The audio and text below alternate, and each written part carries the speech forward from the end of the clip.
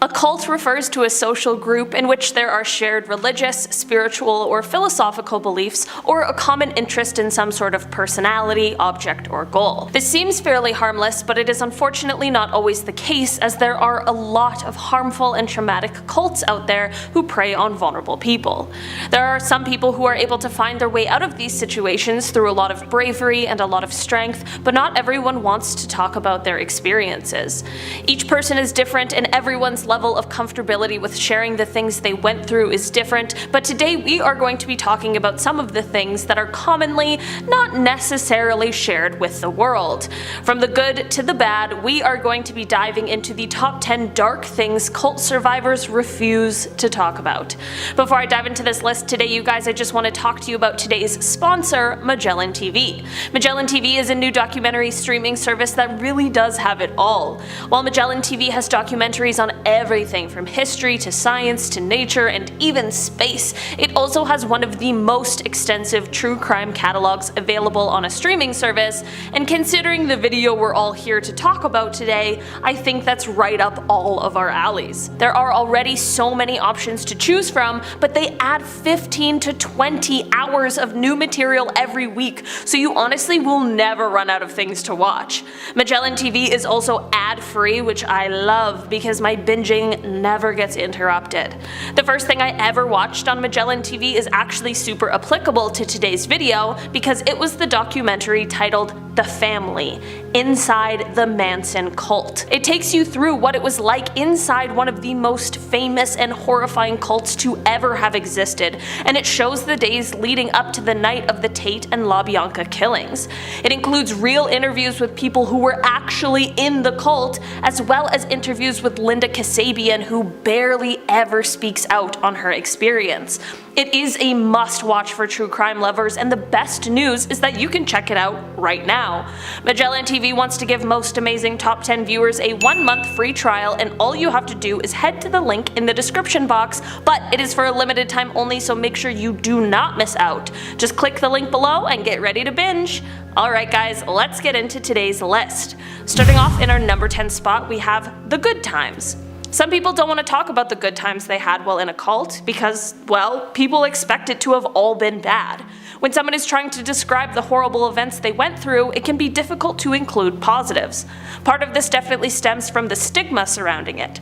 The fear of, if I talk about things I enjoyed, does that mean people won't believe the bad stuff?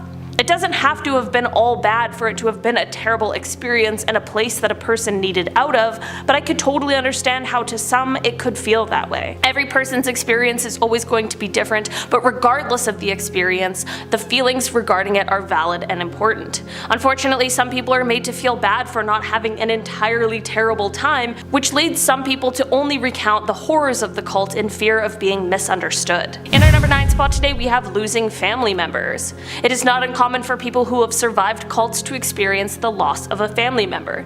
This happens in a multitude of ways, whether it's losing family members who are still in the cult, having lost family member relationships when joining the cult, or potentially even losing someone from the events that took place within the cult.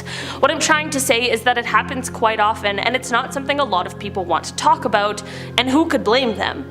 It is quite common for multiple members of one family to be in the same cult, but it's not quite so common for all of those members to recognize the situation and be ready to leave at the same time. Leaving a cult would be difficult enough, let alone when it involves leaving someone you care about behind. It absolutely makes sense why this subject would be one people choose to stay away from more often than not. In our number 8 spot today, we have the day-to-day.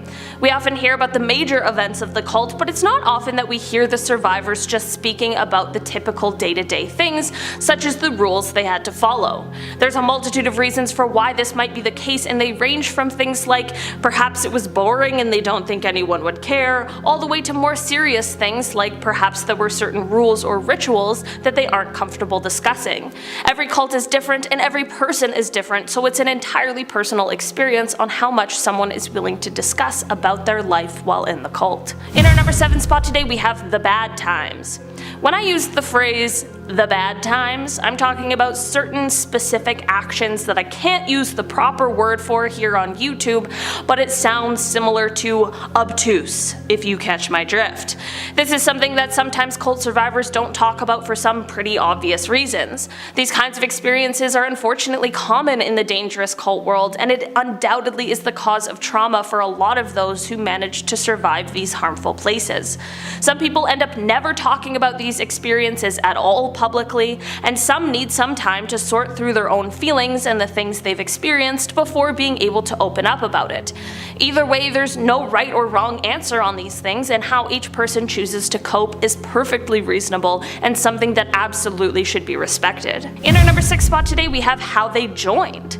This is one that sometimes people don't want to talk about for the fear of judgment. No one wakes up one day thinking it's the perfect time to join a cult. In fact, many people who end up surviving cults didn't even necessarily realize they were in one in the beginning. That's the trick with these things. It often is only realized once the trouble starts, or once that person is already dependent on the cult in one way or another. People are afraid of being judged for not seeing the signs earlier, but that is part of how cults work. They are extremely manipulative and secretive, and sometimes the signs aren't always clear, especially when you're in the mix of things. A lot of harmful cults have been designed to appear as self-help groups, for example. A person who is seeking guidance and help for their life and is in a vulnerable spot shouldn't have to be on the lookout for someone who is trying to prey on their position, but unfortunately that really is the reality a lot of the time. It is not the fault of the survivor for not seeing the signs or realizing the situation they were in, and it definitely is the fault of those people who choose to take advantage of people who are just simply trying to better themselves. In our number 5 spot today, we have how they left. The process of leaving a cult certainly isn't easy. I mean, if it was, wouldn't everyone be doing it? This process can include a multitude of different things, and it can be difficult in many different ways. A lot of cults make sure those who are joining become isolated from their loved ones outside of the cult, so not having the same kind of support system outside when trying to leave can be extremely difficult. Some people are afraid of the repercussions as well, which would be extremely scary and could potentially cause someone to stay in their situation longer than intended, and for some, I'm sure it's the reason they never leave at all.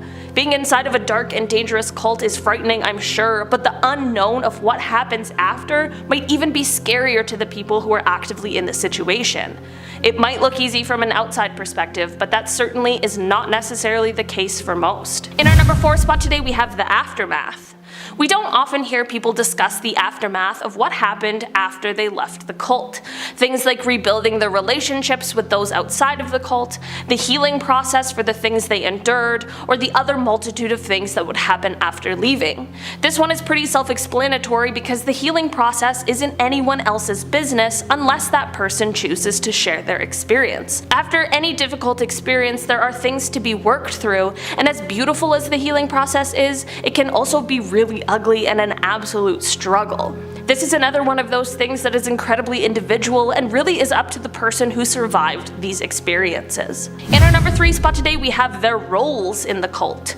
In a cult, it is common for people to have certain roles within. These roles can be dependent on things like age and gender, but of course it's all dependent on what the cult needs and what it focuses on. Some people who have survived cults don't feel like sharing their roles that they had. This could be because of certain trauma they experienced. Perhaps some people in cults had a position where they had to recruit others to join, and now that they've left, they express remorse for that position. Regardless of whatever the reason or whatever the role, this is just one of those things that not everyone is comfortable speaking about. Until a cult survivor chooses to share these things, it truly is none of our business. Some people might be nervous about sharing these things or the inner workings of the cult that they experienced. In our number 2 spot today, we have parents. There are a lot of cult survivors out there who were brought into the cults as children by their parents. This creates a sticky situation for a lot of people, and it's also something that is extremely personal. Some hold this against their parents, and others find ways to work through these decisions that affected them. This is such an intricate and confusing scenario that everyone reacts differently to, and is just something that not a lot of people are comfortable opening up about, which is extremely valid. I mean, it can be hard to open up about the little things you're mad at your parents for, so this huge thing would be extremely difficult to open up about. about, especially with the entire world.